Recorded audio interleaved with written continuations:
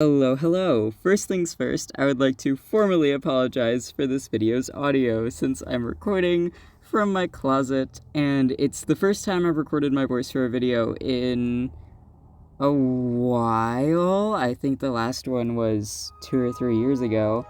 But I'm back, and for those of you who don't know, hi, hello, I'm Jamie, or Zibbybug, or really whichever. But today I really wanted to talk about some of my horror OCs from my series Camp Lupine.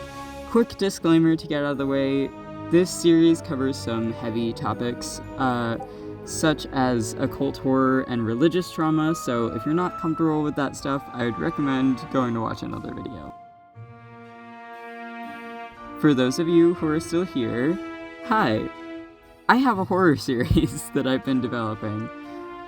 It's called Camp Lupine, and it centers around these two childhood best friends, Griffin and Maggie, who are the ones that I'm drawing right now.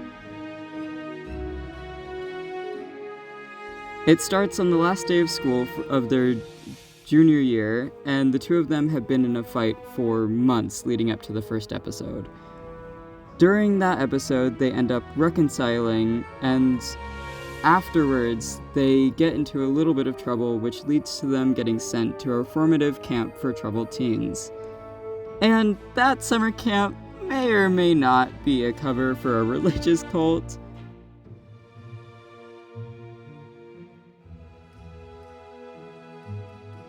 As for the characters, Griffin is a bit of a punk troublemaker, but Maggie is always there either to keep him in check or to cover for him.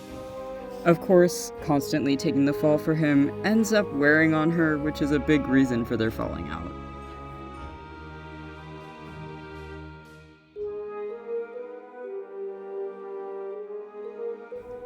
Maggie is a bit of a goody two-shoes, outside of anything she gets dragged into with Griffin. She's the star soccer player at their school, a good student, and generally extroverted and kind, which leads to her being pretty well liked wherever she goes. After the two of them get sent to camp, Griffin's affinity for getting into trouble and Maggie's good reputation drives a wedge further between them.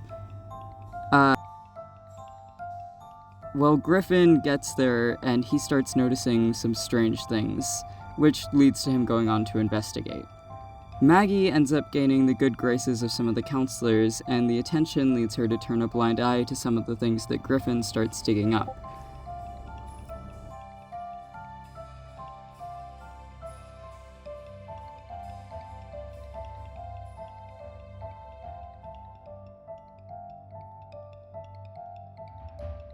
The series overall highlights the two of them as they struggle with their friendship and their history together, and they even question whether or not they should stay friends.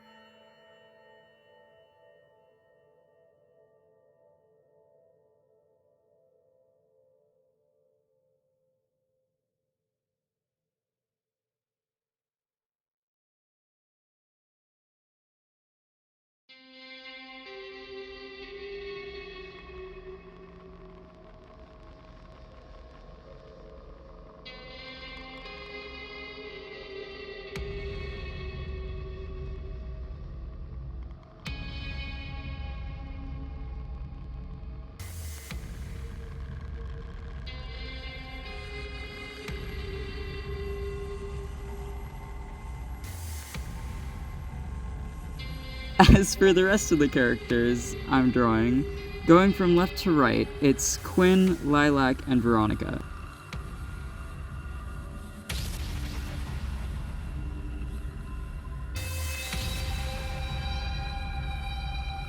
Quinn and Veronica are punks, much like Griffin, if a little more hardcore than he is.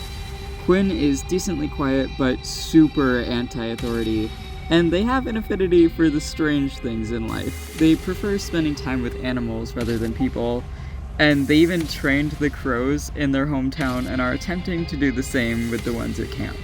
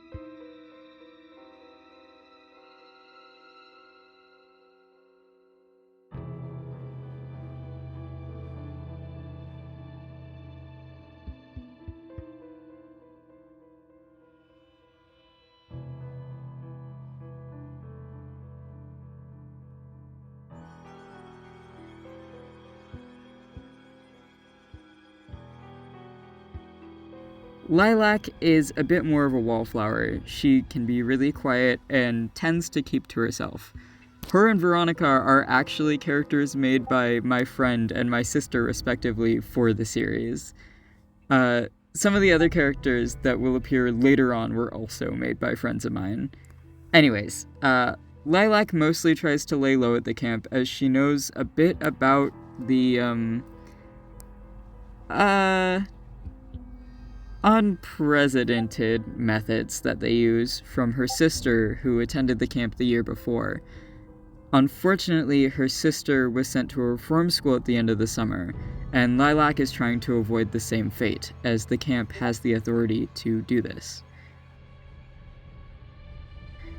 She ends up befriending Maggie pretty early on, who helps her break out of her shell little by little.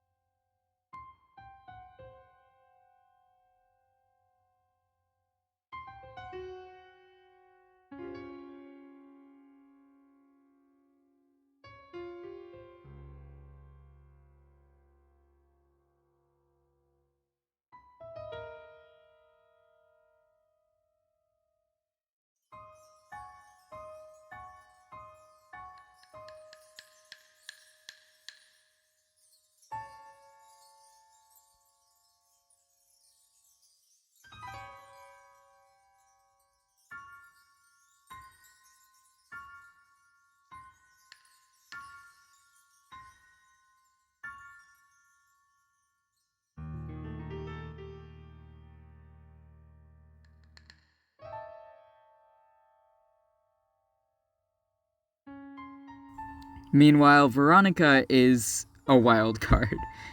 She was sent to camp along with a group of her friends by their boarding school who caught them with drugs. She befriends Maggie as well when the two of them pair up during archery, and she later teams up with Griffin to help him with his investigations of the camp. In Veronica's words, she's here for a good time, not a long time, and she's willing to risk just about anything for the sake of not being bored.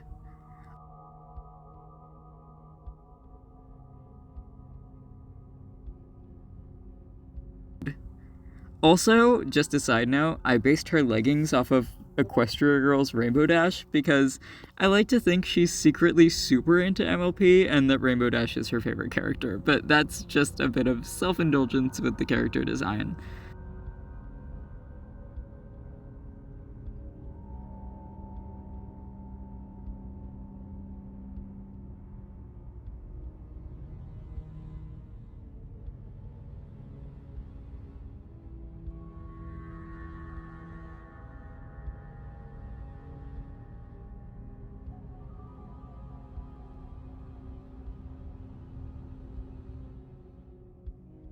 I'm still a little bit unsure about the color schemes for these characters, since my color theory definitely still needs practice. But overall, it's really good having them down finally for reference. And their colors aren't the most important, since most of the series I'm planning to be grayscale storyboards anyway. But I don't want to spoil anything else plot-wise for now, so I'll leave you guys with that.